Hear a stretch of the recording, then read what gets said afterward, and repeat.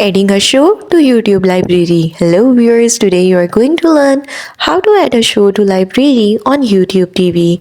So let's get started.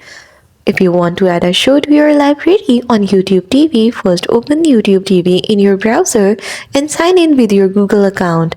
Then click the magnifying glass in the top right corner and search for the show or movie you want.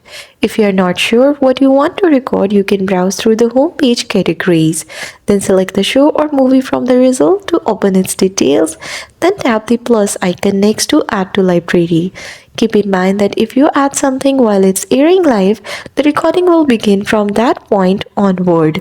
After that, go to the Library tab. Here you will see all shows and movies you have added. Your recordings stay in the library and you can watch them anytime on any device with YouTube TV. And that's all. That's how you will be able to add a show to library on your YouTube TV.